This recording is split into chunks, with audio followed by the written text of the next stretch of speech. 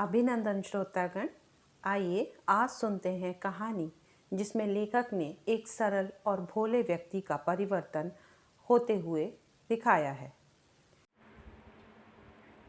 कहानी का नाम है विषम समस्या और लेखक हैं मुंशी प्रेमचंद।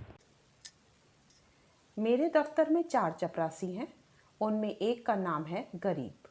वह बहुत सीधा, बड़ा आज्ञाकारी, अपने काम में चौकस रहने वाला, घुड़कियाँ खाकर चुप रह जाने वाला, यथा नाम तथा गुण वाला मनुष्य है।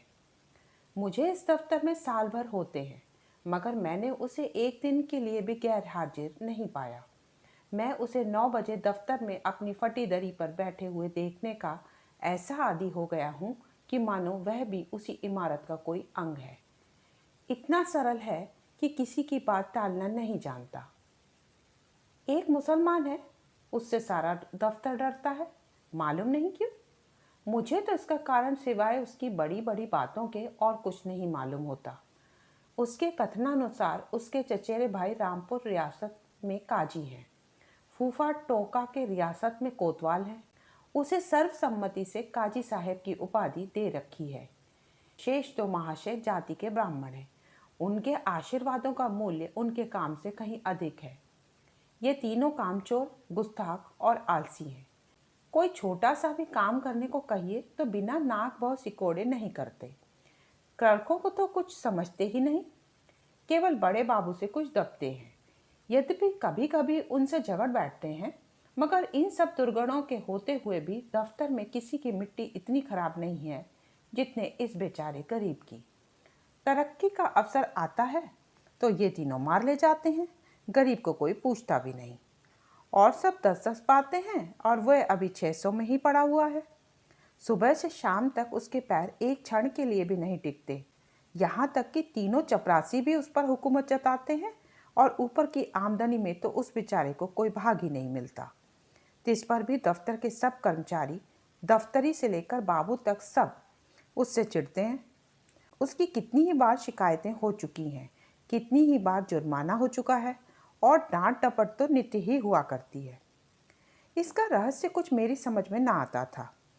हाँ, मुझे उस पर दया अवश्य आती थी और अपने व्यवहार से मैं यह दिखाना चाहता था कि मेरी दृष्टि में उसका आदर अन्य चपरासियों से कम नहीं है। यहाँ तक कि कई बार मैं उसके पीछे अन्य कर्मचारियों से लड़ चुका हूँ। एक दिन बड़े बाबू ने गरीब से अपनी मेज साफ करने को कहा। वह तुरंत मेज साफ करने आया। दैवयोग से झाड़न का झटका लगा तो दवात पलट गई और रोशनाई मेज पर फैल गई। बड़े बाबू यह देखते ही जामे से बाहर हो गए। उसके दोनों कान पकड़कर खूब ऐंठे और भारतवर्ष की सभी प्रचलित भाषाओं से दुर्वचन चुन चुनकर उसे सुनाने लगे। बेचारा गरीब आंखों में आंसू भरे चुपचाप मूर्तिवत खड़ा सुनता रहा, मानो उसने कोई हत्या कर डाली हो। मुझे बड़े बाबू का जरा सी बात पर इतना भयंकर रौद्र रूप धारण करना बुरा मालूम हुआ। यदि किसी दूसरे चपरासी ने इससे भी बड़ा कोई अपराध किया होता तो भी उस पर इतना वज्र प्रहार ना होता। मैंने अंग्रेजी में कहा, बाबू साहब, आप यह अन्याय कर रहे हैं। उसने जानबूझकर तो रोशनाई गिराई नहीं। इतना कड़ा दंड अनौचित्य की पराकाष्ठा है। बाबूजी ने नम्रता से कहा, अरे आप इसे जानते नहीं, बड़ा दुष्ट है। मैं तो इसमें उसकी कोई दुष्टता नहीं देखता। आप अभी उसे जानते नहीं, एक ही पाजी है। इसके घर में 2 हलों की खेती होती है, हजारों का लेन देन करता है, कई भैंसें लगती हैं। इन्हीं बातों का इसे घमंड है। घर की ऐसी दशा होती तो आपके यहाँ चपरासगिरी क्यों करता? विश्वास मानिए, बड़ा पौड़ा आदमी है और बला का मक्खी चूस। यदि ऐसा ही है तो भी कोई अपराध नहीं। अजी, अभी आप इसे जानते नहीं, कुछ दिन और रहिए तो आपको स्वयं मालूम हो जाएगा कि यह कितना कमीना आदमी है। एक दूसरे महाशय बोले, भाई साहब, इसके घर मनो दूध दही होता है, मनो मटर ज्वार चने होते हैं, लेकिन इसकी कभी इतनी हिम्मत ना हुई कि कभी थोड़ा सा दफ्तर वालों को भी दे दे। यहाँ इन चीज़ों को तरस कर रह जाते हैं, तो फिर क्यों ना जी जले। और यह सब कुछ इसी नौकरी की बदौलत तो हुआ है, नहीं तो इसके घर में तो भूनी भांग भी ना थी। बड़े बाबू कुछ सकुचा कर बोले, यह कोई बात नहीं, उसकी चीज़ है, किसी को दे या ना दे, लेकिन यह बिल्कुल पशु है। मैं कुछ कुछ मर्म समझ गया। बोला, यदि ऐसे तुच्छ हृदय का आदमी है तो वास्तव में पशु ही है। यह मैं ना जानता था। अब बड़े बाबू भी खुले, संकोच दूर हुआ। बोले, इन सौगातों से किसी का उबार तो नहीं होता, केवल देने वाले की सहृदयता प्रकट होती है, और आशा भी उसी से की जाती है जो इस योग्य होता है। जिसमें सामर्थ्य ही ना हो उससे कोई आशा क्यों करे? नंगे से कोई क्या लेगा? रहस्य खुल गया। बड़े बाबू ने सरल भाव से सारी अवस्था दर्शा दी थी। समृद्धि के शत्रु सब होते हैं, छोटे ही नहीं बड़े भी। हमारी ससुराल या ननिहाल दरिद्र हो तो हम उससे आशा नहीं रखते। कदाचित वह हमें विस्मृत हो जाती है, किंतु वे सामर्थ्यवान होकर हमें ना पूछें, हमारे यहाँ तीज और चौथ ना भेजें तो हमारे कलेजे पर सांप लौटने लगता है। हम अपने निर्धन मित्र के पास जाएं तो उसके एक बीड़े पान से ही संतुष्ट हो जाते हैं।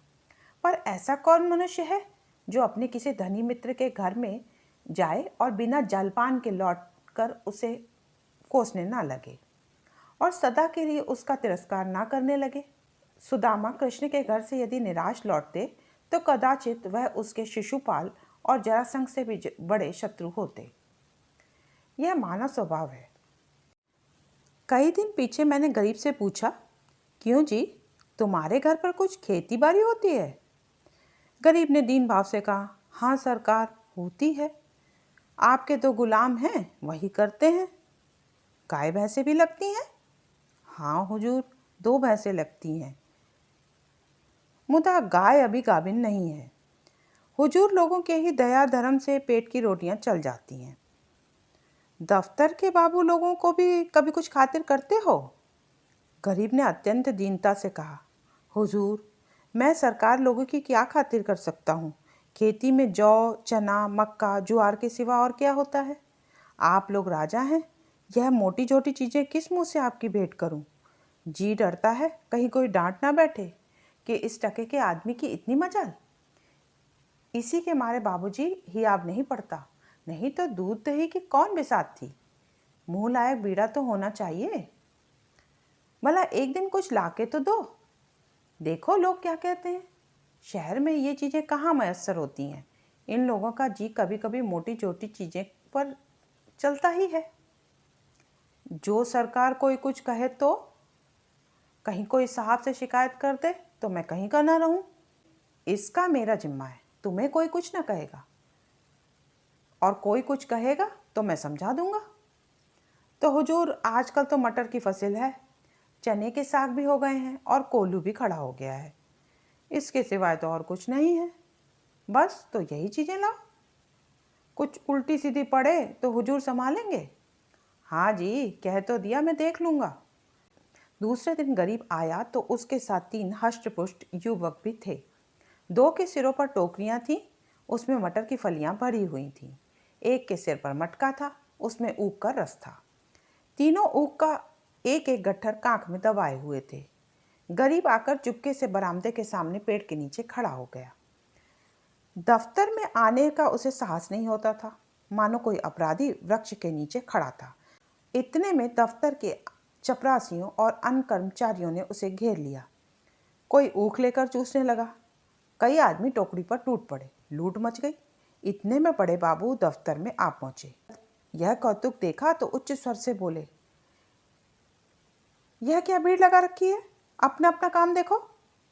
मैंने जाकर उनके कान में कहा, गरीब अपने घर से यह सौगात लाया है, कुछ आप ले लीजिए, कुछ इन लोगों को बांट दीजिए। बड़े बाबू ने कृत्रिम क्रोध धारण करके कहा, क्यों गरीब, तुम ये चीजें क्यों लाए हो? अभी ले जाओ, नहीं तो मैं साहब से रपट कर दूंगा। कोई हम लोगों को मलूका समझ लिया है?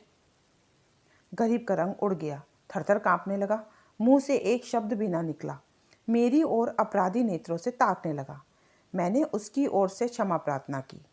बहुत कहने सुनने पर बाबू साहब राजी हुए। सब चीज़ों में से आधी आधी अपने घर भिजवाई, आधी में अन्य लोगों के हिस्से लगाए गए। इस प्रकार यह अभिनय समाप्त हुआ। अब दफ्तर में गरीब का नाम होने लगा। उसे नित्य घुड़कियां ना मिलती थी, दिन भर दौड़ना न पड़ता, कर्मचारियों के व्यंग और अपने सहयोगियों के कटु वाक्य न सुनने पड़ते। चपरासी लोग स्वयं आकर उसका काम कर देते। उसके नाम में भी थोड़ा सा परिवर्तन हुआ। अब वह गरीब से गरीबदास बना। स्वभाव में कुछ तब्दीली पैदा हुई। दीनता की जगह आत्मगौरव का उद्भव हुआ। तत्परता की जगह आलस्य ने ले ली। अब कभी वह देर करके दफ्तर आता, कभी कभी बीमारी का बहाना करके घर बैठ जाता। उसके सभी अपराध अब क्षम्य थे। उसे अपनी प्रतिष्ठा का गुण हाथ लग गया था। वह अब 10वें 5वें दिन दूध दही लाकर बड़े बाबू की भेंट दिया करता। देवता को संतुष्ट करना सीख गया। सरलता के बदले अब उसमें काइयापन आ गया। एक रोज बड़े बाबू ने उसे सरकारी फॉर्मों का पार्सल छुड़ाने के लिए स्टेशन भेजा। कई बड़े बड़े पुलिंदे थे, ठेले पर आए। गरीब ने ठेले वाले से 12 आने मजदूरी तय की थी। जब कागज दफ्तर में आए तो उसने बड़े बाबू से 12 आने पैसे ठेले वाले को देने के लिए वसूल लिए। लेकिन दफ्तर से कुछ दूर जाकर उसकी नीयत बदली। अपनी दफ्तरी मांगने लगा। ठेले वाले राजी ना हुए। इस पर गरीब ने बिगड़कर सब पैसे जेब में रख लिए और धमका कर बोला, अब 1 फूटी कौड़ी भी ना दूंगा। जाओ, जहां फरियाद चाहे कर लो। देखें मेरा क्या बिगाड़ लेते हो। ठेले वाले ने जब यह देखा कि भेंट न देने से जमा भी गायब हो जाती है, तो रो धोकर 4 आने पैसे देने पर राजी हुए। गरीब ने अठन्नी उनको दी और 12 आने की रसीद लिखवाकर उसके अंगूठे के निशान लगवाए और रसीद दफ्तर में दाखिल हो गई। यह कौतूहल देखकर मैं दंग रह गया। यह वही गरीब है जो कई महीने पहले सरलता और दीनता की मूर्ति था, जिसे कभी चपरासियों से भी अपने हिस्से की रकम मांगने का साहस ना होता था, जो दूसरों को खिलाना भी ना जानता था, खाने का तो जिक्र ही क्या। यह स्वभावांतर देखकर अत्यंत खेद हुआ। इसका उत्तरदायित्व किसके सिर था? मेरे सिर, जिसने उसे चक्कड़पन और धूर्तता का पहला पाठ पढ़ाया था। मेरे चित्र में प्रश्न उठा, इस काइयापन से जो दूसरों का गला दबाता है, वह भोलापन क्या बुरा था जो दूसरों का अन्याय सह लेता था। वह अशुभ मुहूर्त था जब मैंने इसे प्रतिष्ठा प्राप्ति का मार्ग दिखाया, क्योंकि वास्तव में वह उसके पतन का भयंकर मार्ग था। मैंने बाह्य प्रतिष्ठा पर उसकी आत्म प्रतिष्ठा का बलिदान कर दिया। कहानी सुनने के लिए बहुत बहुत धन्यवाद श्रोतागण। कृपया मेरी कहानी को लाइक करें और चैनल को सब्सक्राइब अवश्य करें।